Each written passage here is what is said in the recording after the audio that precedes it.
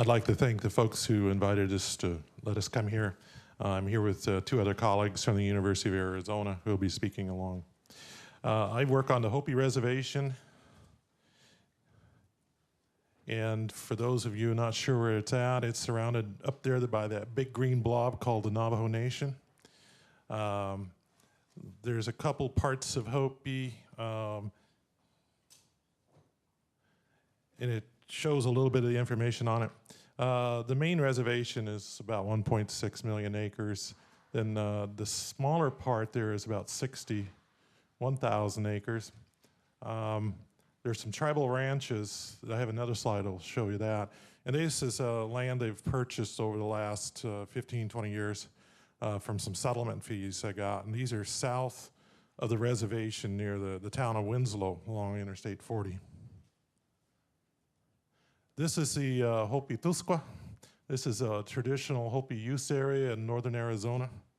As you can see, it stretches from essentially along the New Mexico border up into Utah, following the Grand Canyon and going south.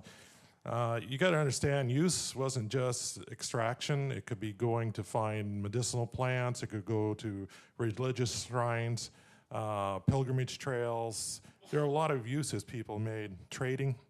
They would trade with the Zuni. They would trade with the people to the south and west and north. The central reservation you can see on there. And inside of that, you see sort of a diamond shape form. Back in the 1930s, the Bureau of Indian Affairs decided they're going to break the Navajo and Hopi reservations into land management units. And the central part of the reservation became District 6. They didn't ask the tribes if they wanted this. They just kind of did it. Some points. I call these recent points because for the Hopis, they've been out there for a couple thousand years. So this is really recent history for them. In 1882, the reservation was formed by executive order by Chester A. Arthur. It was about 2.6 million acres. It also allowed the secretary to settle other tribal people there if they decided to. 1887, this is a very important act that affected Indian country, not just Hopi, Navajo, but especially across the Plains states, was the General Allotment Act. And that was to give every Indian farmer 160 acres and turn them into white men. But also in some places, especially in the Plains states, once those allotments were done, the federal government said, well, we have all those rest of that land in that reservation, we'll open up to settlement. And so now you have reservations that have both native and non-native people living there, and it causes a lot of frictions for the tribes. It's very difficult to do development. In 1894, the Hopi chiefs submitted to the Washington folks a petition not to allot the lands. And part of that is you have to understand Hopi land ownership. When you get married, you're a man, you move to your wife's village, you farm her fields, you live in her house. You raise the crops, you bring them in, they belong to her. It was a matrilineal society. So the General Allotment Act really threatened society and Hopi land ownership, clan lands, and control of those lands. So when the surveyors came out and put in their stakes, generally the Hopis would go out at night and tear up all the stakes. So the feds eventually gave up on trying to allot that, except for one area up on Mount Hopi, and I'll talk about that. Some of this federal action had some effects in causing societal frictions at Hopi. In 1891, the US government, at the request of the person who ran the school in Keams Canyon, sent out 4 companies of US cavalry with a couple of Hotchkiss cannons. They arrived at early morning at the village of Aribe, and they forced all the people out of the village, and they basically said, if you don't send your children to school in Keams Canyon, we're going to destroy the village. And they fired a shot across the canyon to demonstrate the effects of these guns. And so the leader of the village decided he had no choice because it was getting into the fall, and if you destroyed the village, you destroyed the crops and everything else, and they would have starved. So they gave in to that. In 1910, there was 11 20-acre allotments done up in Moenkopi, which is just south of Tuba City, on the Navajo reservation. Those still exist, and that's kind of created some issues in its own we'll talk about in a bit. Demographic information, 1891, there was a special US census done on the Hopi and the Pueblos. We had 1,996 people. 1910, there's only 2,100, so it doesn't sound like much of a population increase, but in 1893, there was a smallpox epidemic that killed a lot of people. Hopis are all kind of a sedentary people. They live in villages. In the photos up in the upper right, those are young ladies. They're doing a corn grinding ceremony that basically takes them into womanhood. The photo down on the lower left is a friend of mine who's making piki bread out of blue corn. You roll it up, it kind of looks a little like a burrito, but it's very dry and very lightweight. And it's, you can keep it for quite a long time. Hopi villages are currently 12. Aribi was established in the 1100. Shamopavi village is actually older, but it moved from its current site after the Pueblo revolt of 1680. At one time there was a mission there. They tore that down, became a livestock corral. And the Spanish were removed from the Southwest for almost 15, 20 years when the Pueblos in the Rio Grande Valley and Hopi, Laguna, Zuni all rose up on the same day and got rid of all the missionaries and the soldiers. This was Aribi in 1910. Like I said, it was founded about 1100. It looks like it's a nice place, but because of the disputes between the different factions in the village, this village, half the population left. It went to another site. So many of these buildings are starting to disintegrate. And you go up there today, it does not look anything like this. There's still a village there, but it is not the same size as it was. It was the largest village on the reservation at that time.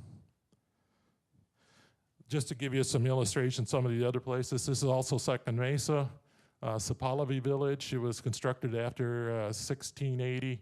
When they thought the Spanish might come back, they were hoping the Spanish would spare them because that village hadn't existed during the Pueblo Revolt. This is a Walpi, probably the most picturesque of all the villages. It was probably established around the 1300s. It sits at the very tip of First Mesa, and you're probably about 500 feet above the valley floor. This is an older photo taken in around the turn of the century. If you look down in the lower part on the left-hand side, you see a tree. It kind of looks like it's got a bunch of sticks holding it up. Well, those are the roots. That's very sandy soil, and when you till it and the wind comes on, and we get a lot of wind in the spring, it blows out. But also you have a farming practice on the right-hand side. You see that line of grass. That's put in to trap sand. It's also to put in to trap moisture from snow. And you have probably some melons growing there in the front. We do get moisture. We're in about an 8 to 12 inch rainfall zone, or moisture zone. Snow is very important in the wintertime, and we didn't get anything this year. Really didn't get anything. You guys were stealing it all over this side. And that's important because you need that moisture in the soil at the beginning of the planting season in the spring. And so if it's not there, it's very hard to establish any kind of crop. Summer monsoons starting in July, going into August. This is taken from the top of Second Mesa looking south. That's a pretty intense storm. You can see the runoff that came from that storm running down the washes, side washes. And sometimes the main washes, this is Palaka, get a fair bit of water coming down. It's not dammed on this thing. Various times the Bureau of Indian Affairs has put in some structures, but they generally get destroyed after a while because basically they're using fairly sandy soil, and washes have a way of cutting around. I got 5 minutes, huh? Okay, this is what Hopi corn looks like when it's germinated. I put this in, he was a guy who wrote this article back in 1914, and I thought it was kind of interesting. He was sort of a little ahead of his time in realizing the value of traditional knowledge. This is also out of his same thing.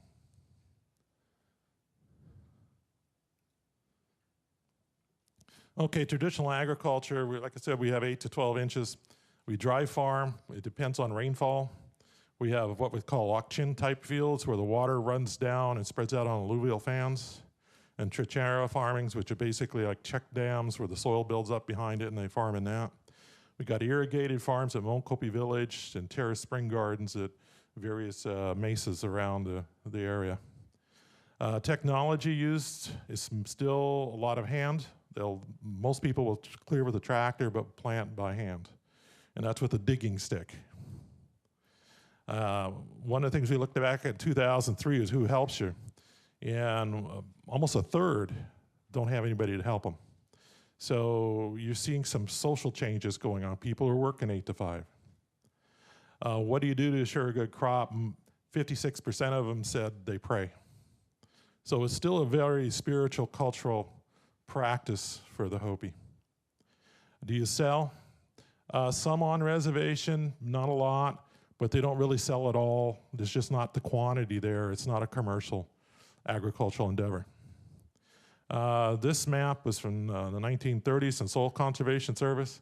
The black blotches up there are areas where fields were located. And you can see some of them are on wash systems. This is a Hopi cornfield. This was taken in October 1930. The guy who took it was Homer Shantz, who 8 months before had become president of the University of Arizona. This is a traditional planting. You see the corn down in the corner, that's a blue corn. The young boys or my team were planting down the rows. We were the slowest for some funny reason. And you see a group of men working with boys on planting the field, and the photo on the bottom left was the results of that planting. This is Talahogan Canyon. There's a spring there. It's been farmed for many, many years. There used to be a village south of there that was no longer there. And part of that is planting in the dunes on the trees. This is the Google Earth view now. You can see most of that's gone. Some probably from neglect, probably some too from a drying period. This is a photo I took back in 2004. This is a trinchera, basically check dams. This is on Second Mesa. And I went out there about a week ago and actually took this photo. And some of those dams are still there, it just hasn't been farmed. People are changing how they do things and how much work they're willing to put in. We're gonna go to Mokopi, and Ed's gonna probably talk a little about this area too. This is taken in the 1870s. There are some fields down in there. And then the Mormons came in and settled that area and were there until the federal government purchased that area for the Navajo Nation and also for the Hopis there at Mokopi. What you're seeing is in 1914, some large cornfields. 1930, they're starting to break up a little more. This is the allotment land. This is because people weren't doing their wills. You passed on to whoever's heirs were there. There were 20 acres in these allotments. The idea was to assimilate. The population increased and the farm plots got smaller. Most allotments are divided among heirs. Usually no will was done. So it's become highly fractionated. In some places you have 50 people or more. And if you want to do something in that allotment, you got to at least get half of them to agree to whatever you want to do. The springs, this is some terrace gardens at Weeple Springs. Some of the terraces are still being used. Some are abandoned because they don't have the water availability. This is the garden at Holt Villa, Third Mesa. Again, it's spring-fed. The tribe went through a couple of years ago and redid the springs to maintain their quality. They got the outhouses away from the edge of the village, on the edge of the cliff to improve water quality. This is an aerial view of Holt Villa Village, down below the gardens. This is part of the Auction style farming out on Talahogan Wash. This is a close-up, and this will change. This is what it looks like now. There's no farm field there. It's changed to ranching. This is on Aribe Wash. These are taken in the 30s. That's what it looks like now. There's some changes with the floodwater. Also, we have a lot of tamarisk now in the washes. This is an aerial view of Shamopavi village. It used to be down to the right side, down the hill about a couple hundred feet lower. And this is one where they, after they got rid of the Spanish, they decided they better move up on top. So they tore down the old village and carried the stones up. This is what it looks like today. It's growing, so they have their urban issues too. This is near First Mesa. You're looking towards the village of Walpi. You got a lot of corn growing in the foreground. This is what the area looks like now. There's not as much growing going on. So you're starting to see some changes just because people's lifestyles are changing. This is on First Mesa. This was taken in 1938 by Thornwhite. It was for USDA publication. You see the dune fields up there. This is it today, and the dunes look a lot different. Part of it is there's more vegetative cover down below. You don't have a big source of material as you did back in the 30s. And there was actually still a lot of livestock being grazed in that area. This is just a painting. It kind of shows a Hopi ceremonial year, starting up in the top right hand with the buffalo head. Buffaloes dances, they pack the snow into the earth to help ensure that the spring growth. If somebody wants to know more about it, I'll talk about it because I got 3 minutes left. Okay, Keams Canyon, I actually live in this place. This is 1895. That was the location of the school and the agency. It was it was called the Moki Training School. They basically trained for vocational agriculture, the young ladies for home economics. This is what the schoolboys look like, and it was a pretty busy place. And assimilation was part of it. The various mesas were divided up among Christian missionaries. The Baptists had first and second mesa, and the Mennonites were over on third mesa.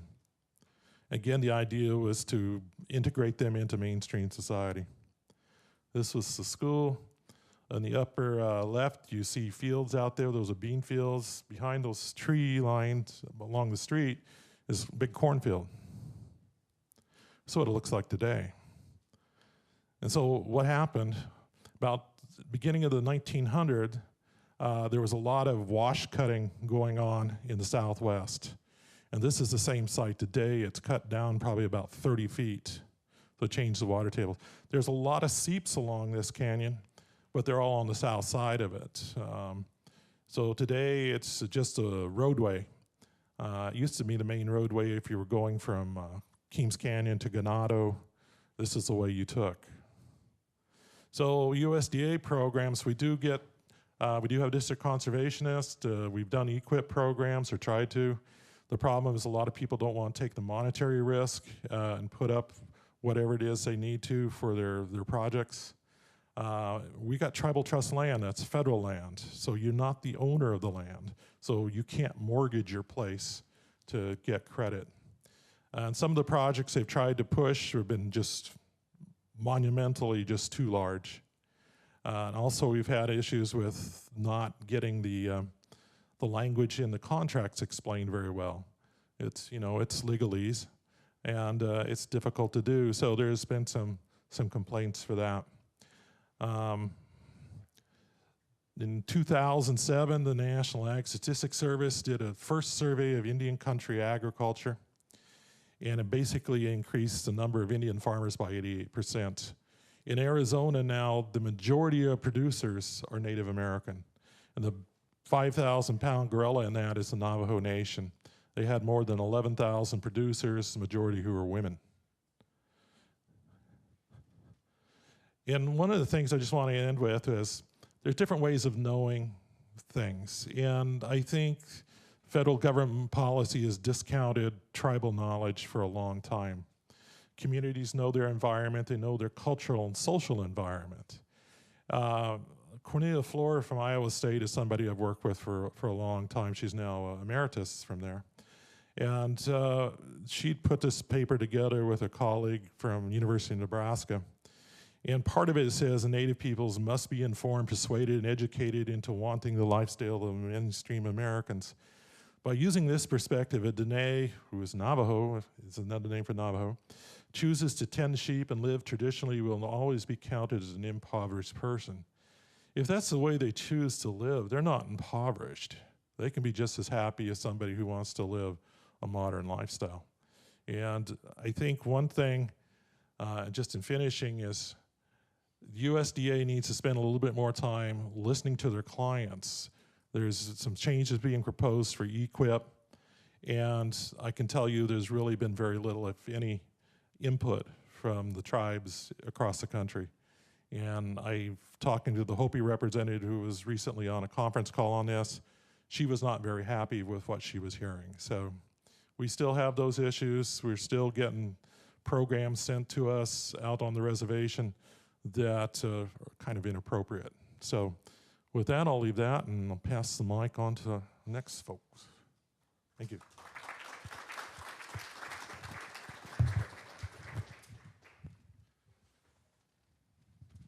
Thank you, Matt. That was a wonderful overview, helping orient us all to the issues and understand the landscape.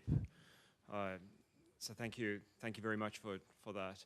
While I switch from Matt's presentation to Carletta's presentation, if someone has one question for Matt, let's take that now. While we're waiting then, what are some of the suggestions that you'd have for getting the tribal input heard? Well, I think you need to go and ask them. And, you know, DC is way out here, and it's very easy to ignore people who are way out there. We still have some difficulties once in a while with USDA personnel. There's some very, very good ones, and there's some, you know, we're going to do what the book says. And so there's really no space in between for designing a program that fits the environment and the culture. They just need to sit down and talk to people. That's a big thing I think the tribes would ask. So.